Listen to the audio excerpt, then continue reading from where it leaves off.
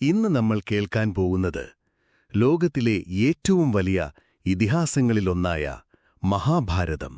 ഇത് ഒരു കഥ മാത്രമല്ല, ധർമ്മവും അധർമ്മവും, സ്നേഹവും വൈരവും, പ്രതിജ്ഞകളും യുദ്ധങ്ങളും നിറഞ്ഞ മഹാകാവ്യം. ഇതിലെ ഓരോ ലിംഗവും ഇന്നും നമ്മുടെ ജീവിതത്തിൽ ചിന്തിപ്പിക്കുന്ന പാഠങ്ങളാണ്. അപ്പോൾ നമുക്ക് തുടങ്ങാം. ഭാരതത്തിന്റെ തുടക്കം. ഹസ്തിനാപുരത്തിലെ രാജാവായ ശാന്തനു, ധീരനായ രാജാവും ജനങ്ങളെ സ്നേഹിച്ചിരുന്ന ഭരണമൂർത്തിയും. ഒരു ദിവസം ഗംഗയുടെ കരയിൽ നടന്നുകൊണ്ടിരിക്കുമ്പോൾ രാജാവ് കണ്ടു ഒരു അഗാധസുന്ദരിയായ യുവതിയെ. ആളുടെ രൂപം തെളിഞ്ഞ വെള്ളത്തിന്റെ മിനുക്കുപോലെ, മീനുകൾ പോലും അവളെ നോക്കി വിറയ്ക്കുന്നതുപോലെ. ശാന്തനുവിന്റെ ഹൃദയം പിടിച്ചുലഞ്ഞു. അവൻ മുന്നോട്ടു വന്നു. ദേവി, ഞാൻ നിന്നെ ആദ്യമായി കാണുമ്പോൾ തന്നെ എന്റെ മനസ്സ് കീഴടങ്ങി. ഞാൻ നിന്നെ വിവാഹം ചെയ്യാൻ ആഗ്രഹിക്കുന്നു. അവൾ ഗംഗാദേവി തന്നെയായിരുന്നു. ഗംഗയുടെ കണ്ണുകളിൽ ചെറിയൊരു പുഞ്ചിരി തെളിഞ്ഞു. രാജാവേ, ഞാൻ സമ്മതിക്കുന്നു. പക്ഷേ ഒരു നിബന്ധനയുണ്ട്. നീ ഒരിക്കലും എന്നോട് ചോദ്യം ചെയ്യരുത്. ഞാൻ എന്ത് ചെയ്താലും നീ ചോദിക്കാതെ സഹിക്കണം. ഒരു പ്രാവശ്യം പോലും നീ ചോദിച്ചാൽ ഞാൻ നിന്നെ വിട്ടുപോകും. ശാന്തനു ആ സുന്ദരിയുടെ മുഖത്തേക്ക് നോക്കി. എന്റെ ജീവൻ മുഴുവൻ നിന്നോടാണ്. ഞാൻ ഒരിക്കലും ചോദിക്കുകയില്ല. ഞാൻ വാഗ്ദാനം ചെയ്യുന്നു. അങ്ങനെ ശാന്തനുവിന്റെയും ഗംഗയുടെയും വിവാഹം നടന്നു. വിവാഹത്തിനു ശേഷം സമയം കടന്നു. ആദ്യ കുഞ്ഞ് ജനിച്ചു. രാജാവിന്റെ സന്തോഷത്തിന് അതിരില്ല. പക്ഷേ അപ്രതീക്ഷിതമായി ഗംഗാദേവി ആ കുഞ്ഞിനെ എടുത്ത് ഗംഗാനദിയിലേക്ക് നടന്നു. രാജാവ് വിറച്ചു നോക്കി.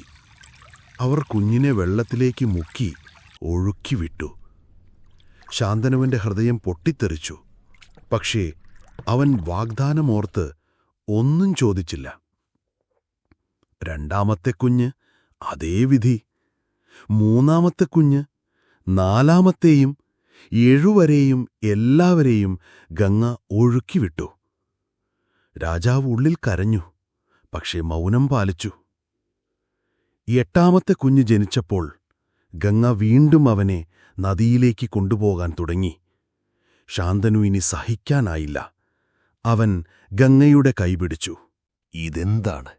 എന്തിനു നീ എന്റെ മക്കളെ കൊല്ലുന്നു? ഇത് അമ്മയായുള്ള ഹൃദയം കാണിക്കുന്ന കാര്യമാണോ?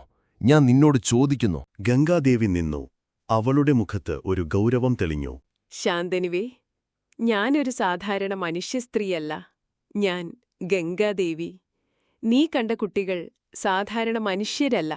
അവർ വസുക്കളാണ്, ദിവ്യജീവികൾ. ഒരു മഹർഷിയുടെ ശാപം മൂലം മനുഷ്യരായി ജനിച്ചു. അവർ മോചനം പ്രാപിക്കാനായിരുന്നു എന്റെ വരവ്. അതുകൊണ്ടാണ് ഞാൻ അവരെ നദിയിലേക്ക് വിട്ടത്, അവരുടെ ആത്മാവിനെ സ്വർഗത്തിലേക്ക് തിരിച്ചയക്കാൻ. പക്ഷെ നീ ചോദിച്ചു, ഇനി ഞാൻ നിന്നെ വിട്ടുപോകണം. ഈ കുഞ്ഞ് ഞാൻ നിന്നെ ഏൽപ്പിക്കുന്നു. ഇവൻ ഭാവിയിൽ ചരിത്രത്തെ തന്നെ മാറ്റിയിടും. ഇവന്റെ പേര് ദേവവ്രതൻ. ലോകം അവനെ അറിയുക ഭീഷ്മൻ എന്ന പേരിൽ. അങ്ങനെ പറഞ്ഞ് ഗംഗാദേവി ആകാശത്തിലേക്ക് മറഞ്ഞു.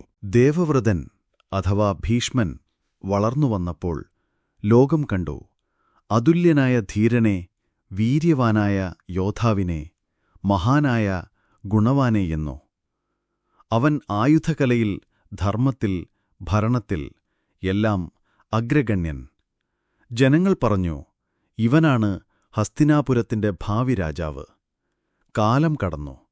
ശാന്തനു രാജാവ് ഒരു മത്സ്യകന്യകയായ സത്യവതിയെ കണ്ടു. അവളെ വിവാഹം ചെയ്യാൻ ആഗ്രഹിച്ചു. പക്ഷേ അവളുടെ അച്ഛൻ പറഞ്ഞു, എന്റെ മകൾക്ക് ജനിക്കുന്ന മക്കളാണ് രാജ്യം കൈവശപ്പെടുത്തേണ്ടത്. പക്ഷേ ദേവവ്രതൻ ഉണ്ടായിരിക്കുമ്പോൾ അതസാധ്യം. അതിനാൽ ഞാൻ സമ്മതിക്കില്ല. ശാന്തനുവിന്റെ മനസ്സ് വേദനിച്ചു. ഈ വാർത്ത കേട്ട ഭീഷ്മൻ അച്ഛന്റെ ദുഃഖം കണ്ടു. അവൻ നേരെ സത്യവതിയുടെ അച്ഛന്റെ മുമ്പിലെത്തി. മഹാശയ, ഞാനൊരു പ്രതിജ്ഞ ചെയ്യുന്നു. ഞാൻ ഒരിക്കലും ഹസ്തിനാപുരത്തിന്റെ രാജാവാകില്ല.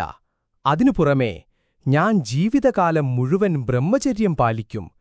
എനിക്കൊരിക്കലും ഭാര്യയോ മക്കളോ ഉണ്ടാകില്ല. ഇങ്ങനെ സത്യവതിയുടെ മക്കൾക്കാണ് രാജ്യം ലഭിക്കുക. ഈ വാക്കുകൾ കേട്ടപ്പോൾ ഭൂമിയും ആകാശവും വിറച്ചു.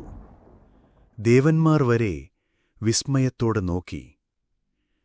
ആ പ്രതിജ്ഞ മനുഷ്യൻ ചെയ്യാൻ കഴിയാത്ത അതികഠിനമായ പ്രതിജ്ഞ. ആ ദിനം മുതൽ ദേവവ്രതൻ ലോകം മുഴുവൻ അറിയുന്നത് ഭീഷ്മൻ എന്ന പേരിൽ. ഇങ്ങനെ മഹാഭാരതത്തിന്റെ വിത്തുകൾ വിതച്ചുകൊണ്ടിരുന്നു. ഗംഗയുടെ മകൻ ഭീഷ്മൻ തന്റെ പ്രതിജ്ഞ കൊണ്ട് ഭാവിയിൽ നടക്കാനിരിക്കുന്ന മഹായുദ്ധത്തിന്റെ വഴികൾ തുറന്നു. ഇതാണ് മഹാഭാരതത്തിന്റെ ആദ്യ അധ്യായം.